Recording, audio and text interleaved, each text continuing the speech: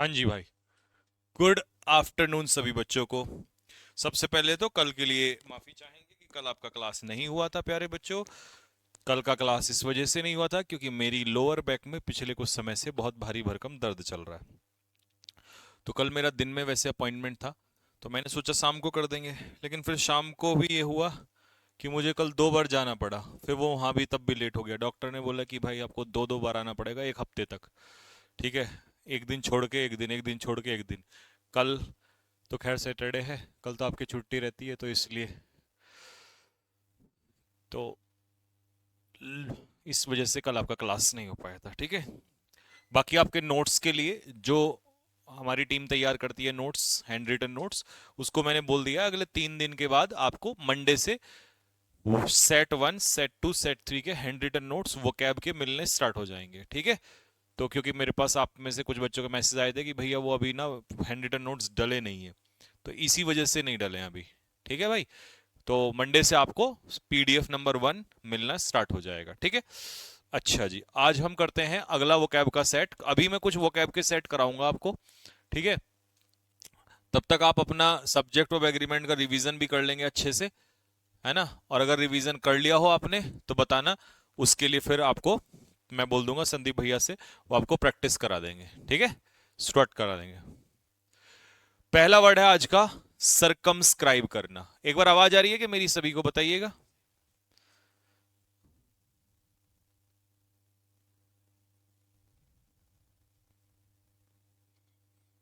GK के notes नहीं होंगे भाई प्रोवाइड, वो तो इंग्लिश के ही होंगे। जीके के लिखना पड़ेगा।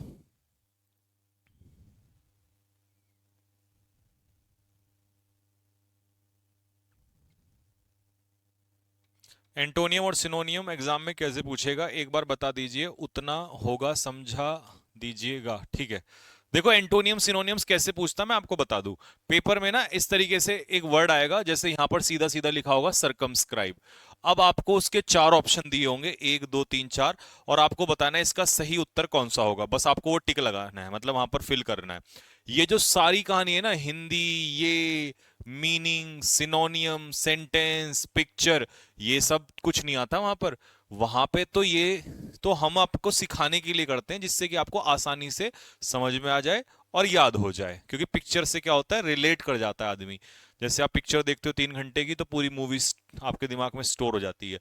तो इसलिए ये पिक्चर लगाई जाती है। ठीक है, अदरवाइज तो पेपर में तो बस इतना होगा कि आपको ये वर्ड दे देगा और इस वर्ड के 4 ऑप्शन दे देगा और अपने आप लगाओ बस। आ गया समझ में? चलो जी, तो आज का वर्ड है हमारा सरकमस्क्राइब। देखो, सरकमस्क्राइब का क्या मतलब है। जब लक्ष्मण जी सीता माता को छोड़ के वहां से चले जाते हैं, तो वो उनको सरकमस्क्राइब करके जाते हैं। इसका मतलब वो लक्ष्मण रेखा खींच के जाते हैं। जब आप किसी को सीमित कर देते हो, क्या कर देते हो, सीमित कर देते हो, तो इसका मतलब मेरे भाई इसे आप सरकम स्क्राइब बोलोगे। सरकम स्क्राइब का मतलब होता है किसी को सीमित कर देना। याद रहेगा ना ये। पिक्चर भी मैंने वही लगाई है, सीता माता वाली। देखो ये लक्ष्मण जी जो है वो क्या कर रहे हैं, सीता माता को सरकमस्क्राइब कर रहे हैं। ठीक है बॉस, चलो। तो इसको हम कहते हैं सीमित लगाना। सीमित लगाना नहीं, सीमित करना, करना यहाँ पे है ना, सीमित करना, किसी को सीमित करना। ठीक। To draw a line around, मतलब किसी को एनसर्कल कर देना। एनसर्कल का यही मतलब है, सर्कल खींच देना, यानी कि लिमिट लगा देना किसी पे। तो सिनोनियम में क्या हो जाएगा, कंट्रोल कर देना। अब उन्होंने कंट्रोल ही तो कहा था कि माता जी यहां से बाहर मत निकलना। रेस्ट्रिक्ट, किसी पे पाबंदी लगा देना, ये भी वही होता है। लिमिट कर देना किसी को, है ना। और कन्फाइन का मतलब भी किसी को रोक के रखना, किसी को बंदी बनाना ही होता है। ठीक है बाबू, आ गया होगा, समझ में आ गया होगा कि मैं क्या कहना चाह रहा हूं यहाँ पे। ठीक है भाई, इसको बंद कर देना भाई। नमस्ते। ठीक है, अच्छा। देवी Sita was circumscribed bye Lakshman. Lakshman के द्वारा देवी सीता को क्या कर दिया गया था, चारों तरफ से सीमित कर दिया गया था। अब इसका सिनोनियम क्या होगा, सिनोनियम होगा इसका कब। कब का मतलब पता है क्या होता है, कब का मतलब भी होता है किसी को रोकना, है ना, किसी को रोकना, ये कहलाता है कब। अच्छा, इम्पीच का मतलब क्या होता है? इम्पीच का मतलब होता है महाअभियोग लगाना किसी पे, यानी कि किसी पर आरोप लगाना, जिसे हम कहते हैं एक्यूज। ठीक है, या इसी को हम कहते हैं चार्ज। चार्ज का मतलब भी होता है किसी पर आरोप लगाना। ठीक है, अब डिग्निटी क्या होता है? अगर आपके अंदर डिग्निटी है तो इसका मतलब आपके अंदर किसी को लेकर क्या है? रिस्पेक्ट है। डिग्निटी का मतलब है किसी के लिए आपके मन में डिग्निटी है, तो मतलब रिस्पेक्ट है। इंडिग्नेंट क्या होता है? जो व्यक्ति नाराज होता है उसे हम कहते हैं इंडिग्नेंट, या आप यूं कह दीजिए कि आप इसके लिए एनॉयड भी कह सकते हो। एनॉयड का मतलब भी नाराज होना ही होता है। ठीक है, या आप इसको लिख सकते हो एनरेज्ड। एनरेज्ड का मतलब भी नाराज होना ही होता है। ठीक है, क्योंकि रेज का मतलब होता है गुस्सा, और एनरेज करना मतलब किसी को क्या दिलाना? गुस्सा दिलाना दिलाना। ठीक है, हाँ। अनुराग यादव कह रहे हैं सर ये रिकॉर्डेड क्लास चल रही है क्या? अगर ये रिकॉर्डेड क्लास चल रही होती तो हम तुम्हारा मैसेज कैसे पढ़ रहे होते, है ना भाई? तो आपको क्या लगता है कि तुम्हें मैं ऐसा लगता हूँ, बेवकूफ बनाने वाला आदमी लगता हूँ? मेरे चेहरे से दिखता है ऐसा, है भाई?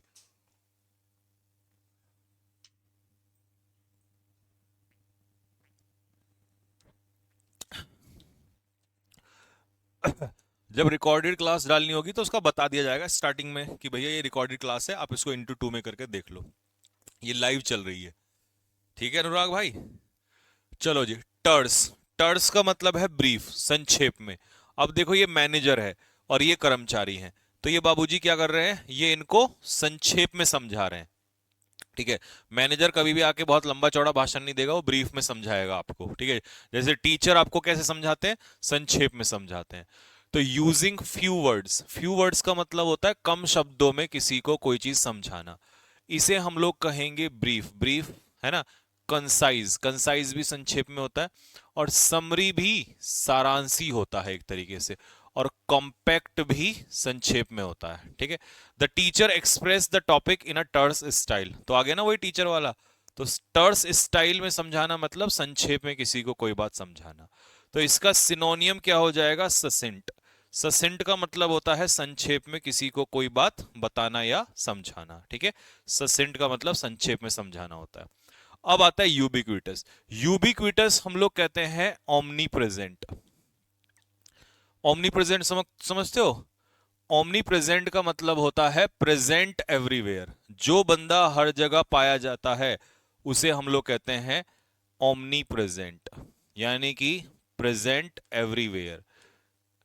जैसे कि गॉड, तो गॉड इज ओमनी प्रेजेंट, है ना? तो इसका एक एग्जांपल लर्न करने के लिए हम क्या लिख देंगे? God. God is omni present. ठीक है, एफेमरल क्या होता है? एफेमरल होता है टेम्परेरी। एफेमरल इज टेम्परेरी, क्षणिक। ठीक है, कोरोबरेट का मतलब क्या होता है? कोरोबरेट होता है कंफर्म।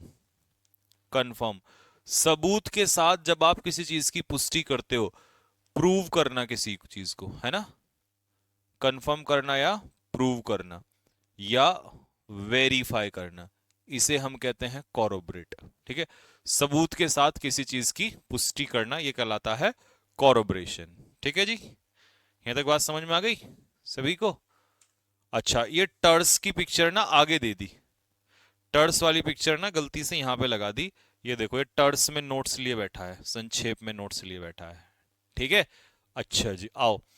इम्प्रॉम्प्टू का मतलब क्या होता है? बिना तैयारी के। जब आप बिना तैयारी के कोई भाषण तैयार करते हैं या बोलते हैं तो उसे कहते हैं इम्प्रॉम्प्टू। इम्प्रोवाइज करना इसी को कहते हैं। दूसरा ऑफ हैंड भी इसी को कहते हैं। अनस्क्रिप्ट, स्क्रिप्ट होता है जब आप तैयार कर लेते हो, और अनस्क्रिप्ट होता है जब आप बिना तैयारी के आते हो। I lost my notes and had to deliver the impromptu speech.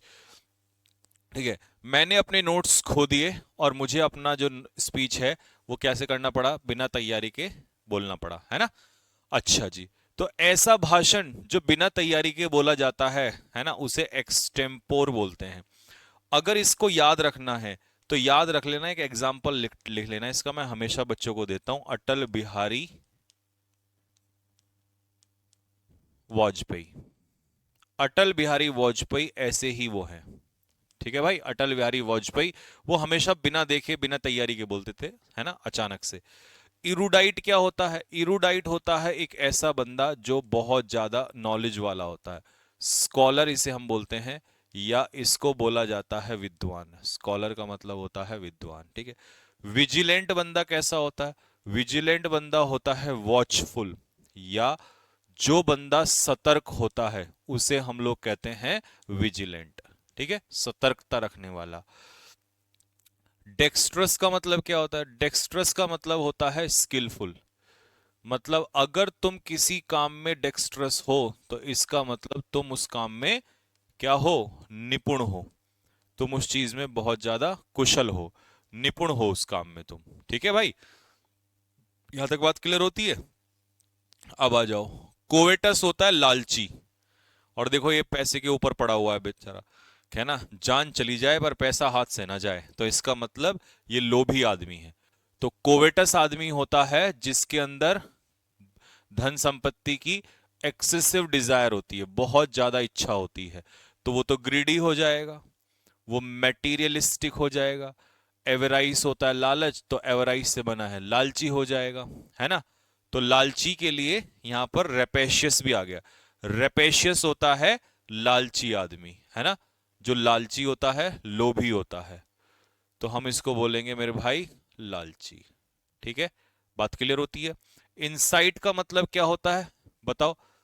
Insight का मतलब होता है किसी को उकसाना, या या भड़काना, जिसे आप इंग्लिश में क्या भी कह सकते हो? प्रोवोक करना। प्रोवोक का मतलब भी किसी को उकसाना या भड़काना होता है।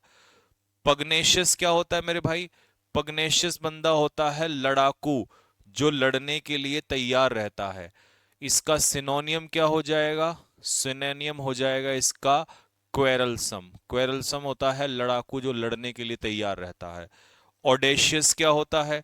ऑडेशियस होता है बोल्ड, ठीक है, जो बंदा बहुत ही बहादुर टाइप का होता है उसे हम कहते हैं ऑडेशियस, ठीक है।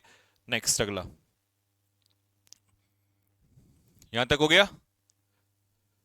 सर आप जितनी वोकैब दोगे उससे बाहर तो नहीं जाएगा, लेकिन उसको तुम्हें रिवाइज करना पड़ेगा, ये मेरा वादा है।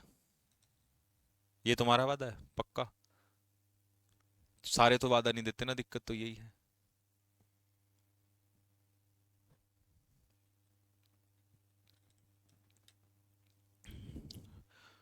नहीं तो मेरा ये वादा है, मैं जितनी कराऊंगा अंत तक। ये नहीं कि तुम कहने लगो अभी हाँ तुम्हें तो पता है इसका मतलब।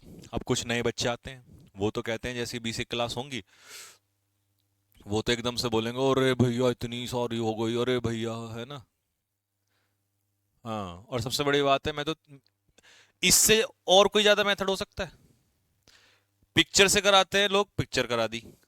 Example, example, synonym, synonym, Hindi, Hindi, part of speech, part of speech, objective भी बना दिया साथ के साथ ही। अब इससे ज्यादा क्या चाहिए भाई? हर मेथड से है बिल्कुल। हाँ, ये मैं चिल्ला चिल्ला के कह सकता हूं कि, लेकिन वही बात है, ये ना हो कि भाई 10 सेट होते ही और कई लोगों की ना छाती भर जाती है, ऐसा नहीं होना चाहिए।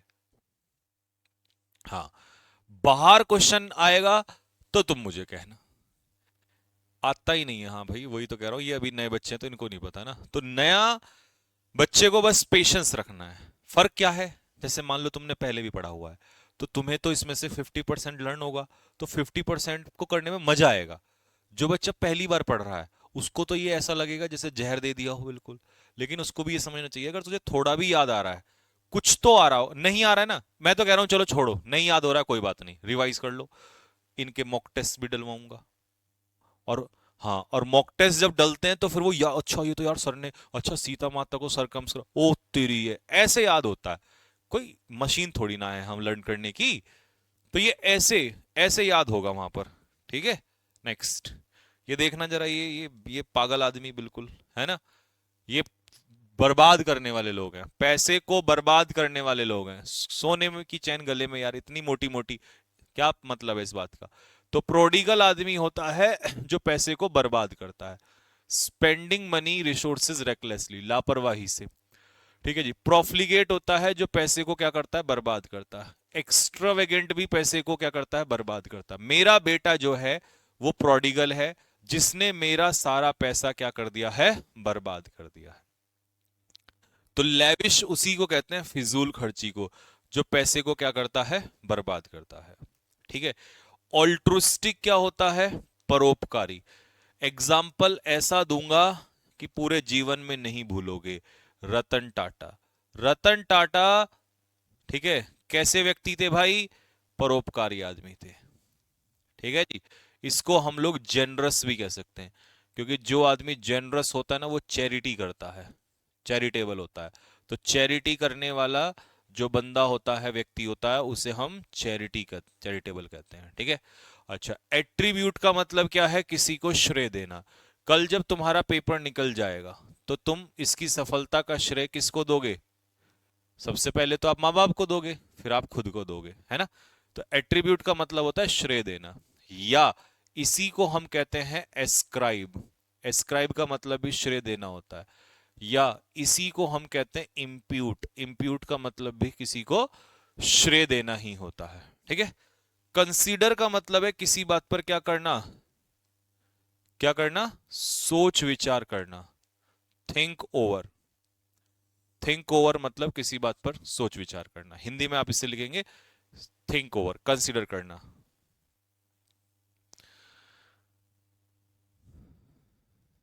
सर आज मैंने बैच परचेज किया है, कहीं लेट तो नहीं हो गया हूं। अरे अभी भाई अभी कहां से लेट हो गए हो, अभी तो मैंने कोर्स की रफ्तार ही नहीं पकड़ी।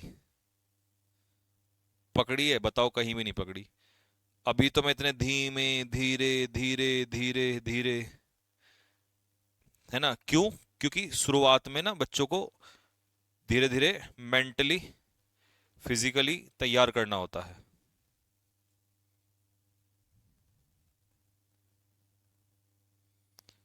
ठीक है।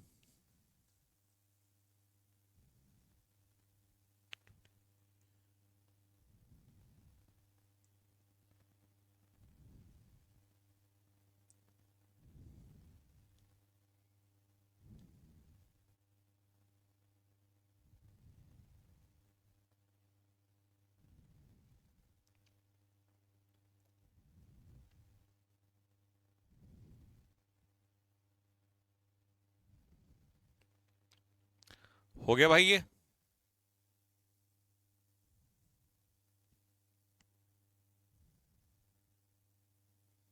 चलिए नेक्स्ट आ जाओ जी, एंटोनियम्स पे आ जाओ। पहला, रेक्टिट्यूड। देखिए कोर्ट में ये हथौड़ा आपको वहां दिखाई देता है, ये हथौड़ा जो है सत्यता का प्रमाणित होता है। ठीक है। तो रेक्टिट्यूड क्या होता है, ईमानदारी होता है। ठीक है। ऐसा बिहेवियर जो बिल्कुल उचित हो, अपराइट हो या ऑनरेबल हो। इंटीग्रिटी होता है किसी व्यक्ति की ईमानदारी। राइटियसनेस मतलब राइट से याद कर लेना, जो चीज राइट हो वो उचित होती है, और वो जो उचित हो तो वो सही होती है, ईमानदारी होती है। ऑनेस्टी तो सबको पता ही है, ईमानदारी होती है। She gained a great honour for her attitude. अपनी ईमानदारी की वजह से उससे जीवन में क्या मिला, सम्मान मिला। ठीक है। हाँ ये सिनोनियम ही है सारे। एंटोनियम तो ऑप्शन में ढूंढना है। देखो याद रखना, हमेशा बच्चा पता है क्या सोचते हैं, वो सोचते हैं कि इसके भी मैं सारे एंटोनियम लिखवा दूं, वो गलत है। जीवन में कभी भी एंटोनियम नहीं रटो। कोई भी वर्ड आए मीनिंग समझो, ठीक है उसका। एंटोनियम तो उल्टा निकल जाए। अब एक बात बताओ, जिसको पता है रेक्टिट्यूड का मतलब ईमानदारी है, तो क्या उसको ये नहीं पता होगा ये उल्टा ही होगा, डिसऑनेस्टी। ये सबसे बेस्ट तरीका है। ठीक है। अच्छा, एफ्लुएंट क्या होता है मेरे भाई, एफ्लुएंट हम किस व्यक्ति को कहते हैं, एफ्लुएंट कहते हैं हम रिच आदमी को। किसे कहते हैं, रिच आदमी को। जो धनी होता है ना, धनी, ठीक है, उसे हम कहते हैं एफ्लुएंट, यानी कि ऑपुलेंट, रिच। ठीक है। अच्छा, रिलक्टेंट क्या होता है, जिसकी किसी काम को करने की इच्छा ना हो। ठीक है, अनविलिंग टू परफॉर्म, उसे कहते हैं रिलक्टेंट। ठीक है। स्क्वेंडर का मतलब क्या होता है, स्क्वेंडर का मतलब होता है किसी चीज को क्या करना, वेस्ट करना। क्या करना, वेस्ट करना। और ये कैसे आप पैसे को बर्बाद करना होता है, ठीक है। स्पेंड थ्रिफ्ट इसी को कहते हैं वेस्ट करना, बर्बाद करना आप, ठीक है। ट्रक्युलेंट, ये देखो इसने मुंह पे मारा थप्पड़ दबा के, ये कैसे हैं, लड़ाकू हैं ये, ठीक है।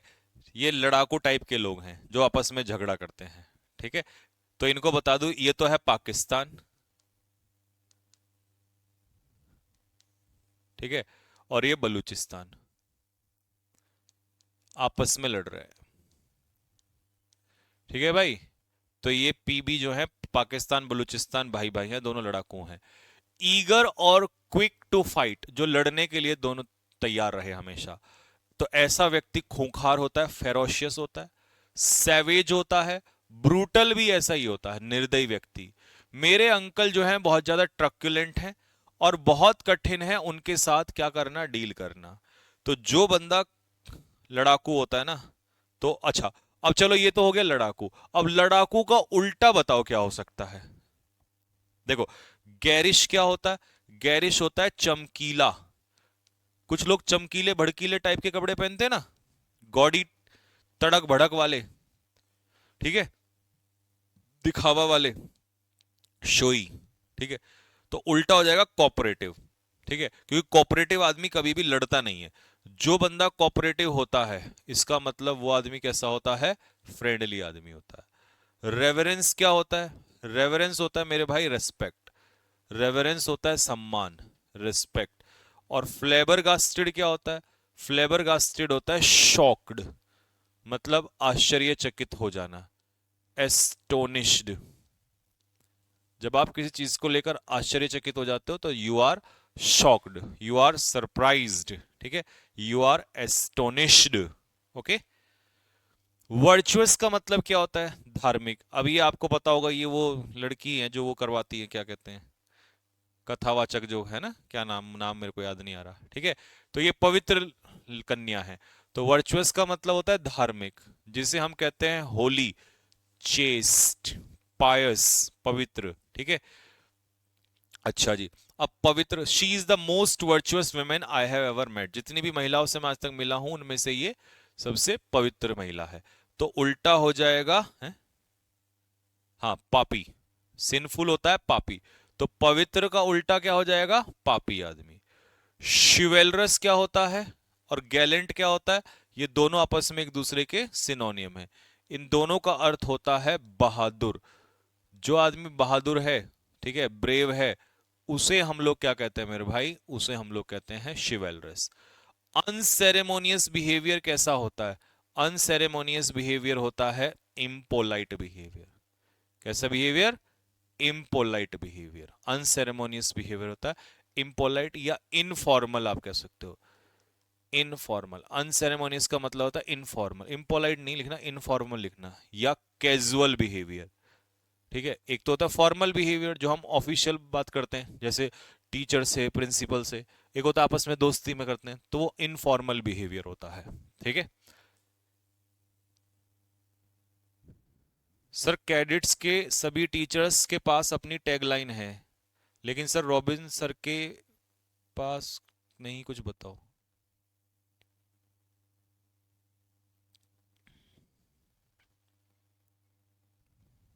वर्चुअस के लिए बेस्ट एग्जांपल है प्रेमानंद महाराज, हाँ जी बिल्कुल, वो भी ठीक है।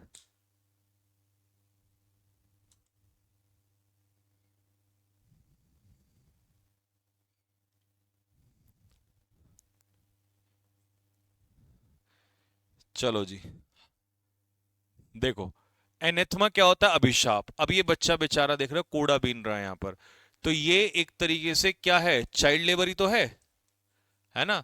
अब चाइल्ड लेबर जो है वो कहीं ना कहीं से, कहीं ना कहीं अगर देखें तो एक तरीके से क्या है, श्राप है। चाइल्ड लेबर एक श्राप है। तो एनेथमा जो है वो एक प्रकार का क्या है, अभिशाप है, ठीक है। इसे हम कहेंगे बेन, बेन नहीं बेन, BANE। बेन हो, जैसे बून और बेन, बून क्या होता है बताओ, बून होता है वरदान, बून होता है वरदान, और बेन क्या होता है, अभिशाप। कर्स क्या होता है, अभिश्राप। इंप्रिकेशन भी अभिश्राप होता है। वो किसी भी प्रकार का वॉयलेंस या हिंसा जो है वो शांति के लिए क्या होती है, अभिश्राप होती है। सेरेनिटी का मतलब क्या होता है, सेरेनिटी का मतलब होता है पीस, शांति। ठीक है जी। अब अभिश्राप का उल्टा होता है क्या, वरदान। और वरदान क्या होता है, बेनेडिक्शन। बेनेडिक्शन क्या हो जाएगा, बून, ब्लेसिंग्स, आशीर्वाद। ठीक है। एंटाइस का मतलब क्या है, एंटाइस का मतलब है किसी को अपनी तरफ क्या करना, अट्रैक्ट करना। फ्यूरी क्या होता है, फ्यूरी होता है एंगर, जिसे हम क्या बोलेंगे, आक्रोश, जिसे हम क्या बोलेंगे, गुस्सा। और प्रेवलेंट क्या होती है, चारों तरफ फैला हुआ, यानी कि जो चारों तरफ आपको दिखाई दे, वाइड स्प्रेड, कॉमन। ठीक है, ये होता है प्रेवलेंट। क्लियर हो गई बात। चलिए जी अगले क्वेश्चन की तरफ बढ़ते हैं।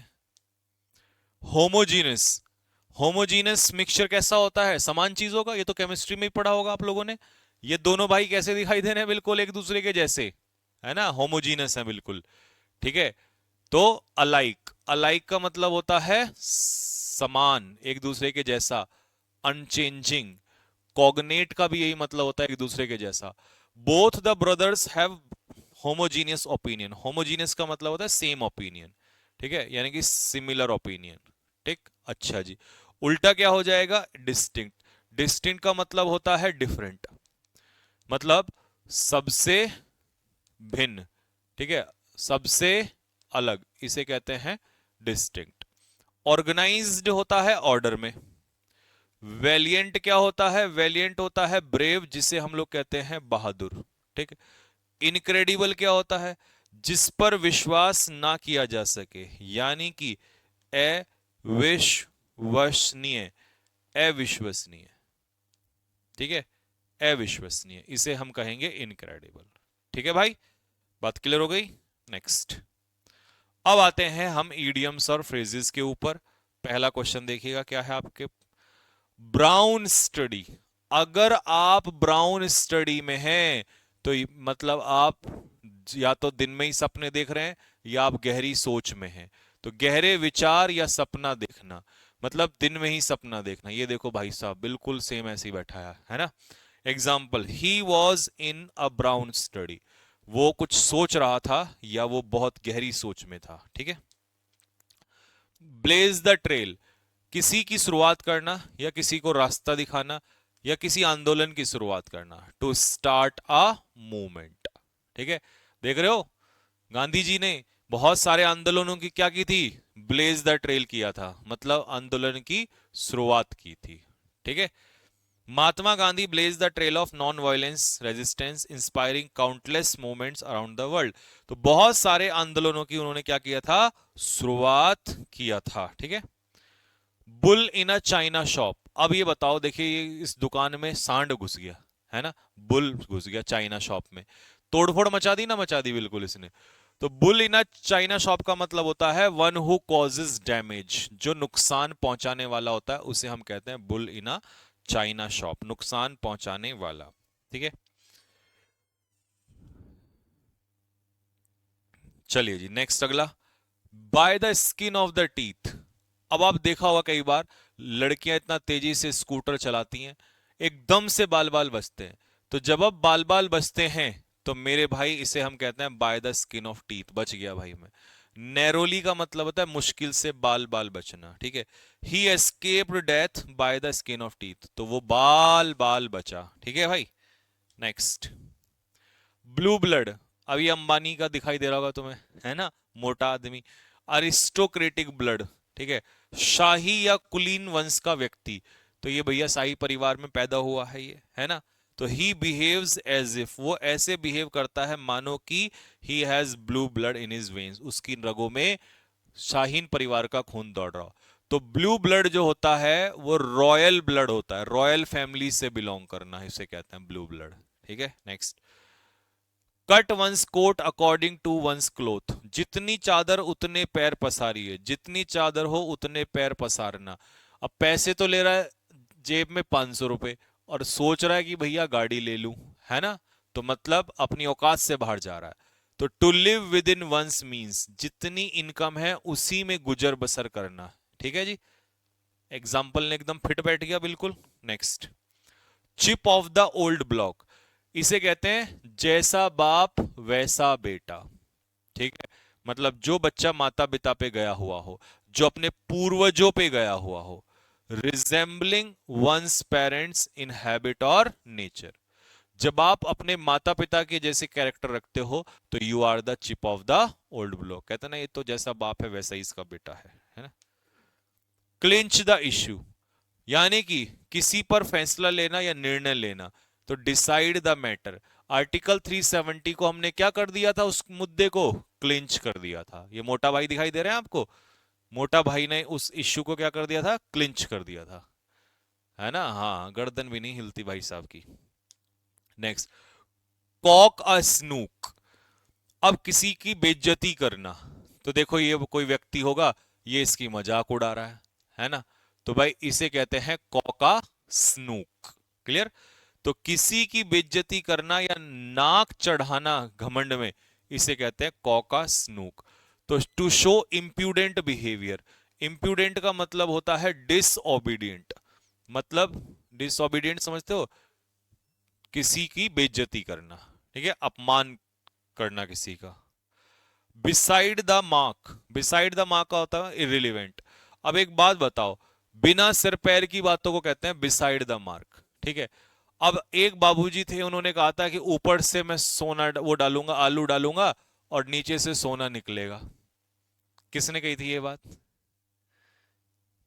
राहुल गांधी ने कही थी कि ऊपर से आलू डालेंगे नीचे से सोना निकलेगा। हाँ, तो ये कैसी बात है? बिना सिर पैर की बात है। इसका मतलब इसमें कोई लॉजिक नहीं है। ठीक है, हैं? हाँ सर, ये पेपर में कैसे पूछे जाते हैं?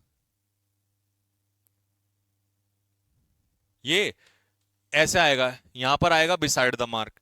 चार ऑप्शन में एक में होगा रिलीवेंट, एक में होगा इरिलीवेंट, एक में कुछ और वर्ड होगा, एक में कुछ और होगा। उन चारों में से सही ढूंढना है, तो आंसर रिलीवेंट।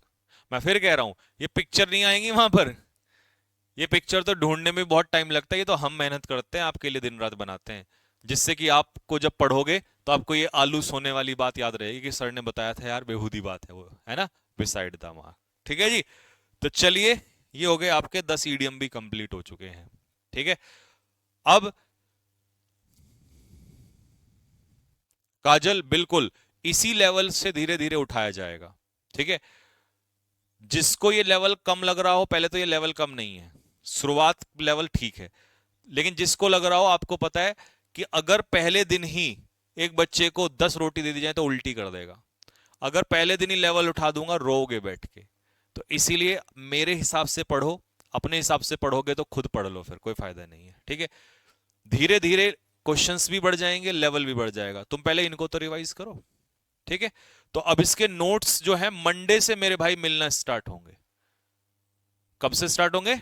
मंडे से। कितने सेट हो गए होंगे, 4 या 5 हो गए हैं? पांचवा छठा है, तो बस पहले के मिल जाएंगे जैसे मंडे को, दूसरे के ट्यूसडे को, फिर वेडनेस, ऐसे मिलते चले जाएंगे। क्योंकि बच्चे लिखने में जो जो यहाँ टीम बनाती है, टाइम लगता है उसको, और बहुत सुंदर हैंड राइटिंग में लिखते हैं वो। ठीक है,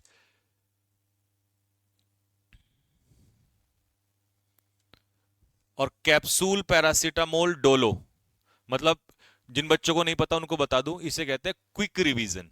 मतलब जैसे आपको 10 वो कैप दे दी, उसमें 2 PYQ की होंगी, पीछे लिखा होगा कि फलाने एग्जाम में आई थी, है ना, मतलब आपके एग्जाम में आई थी, और 2-3 ऐसी, तो वो क्या होता है, 10 क्वेश्चन का एकदम से डोलो टाइप का होता है। मतलब आपने गोली ली, बुखार उतर जाएगा। ठीक है, तो 10 को, अब मान लो मैं 100 दे दूं तो होगी नहीं, 10 दे दूंगा तो आप फटाक से आपने निकाला, फटाक से कर दिया। तो ये हम लोग डालते हैं, बट अभी इसलिए नहीं डाल रहे हैं क्योंकि बर्डन ज्यादा हो जाएगा, तो डालना को भी स्टार्ट करेंगे। ठीक है, पैरासीटामोल डोलो ये सभी होती हैं, जैसे किसी दिन एंटोनियम दे दिया, किसी दिन सिनोनियम। ठीक है,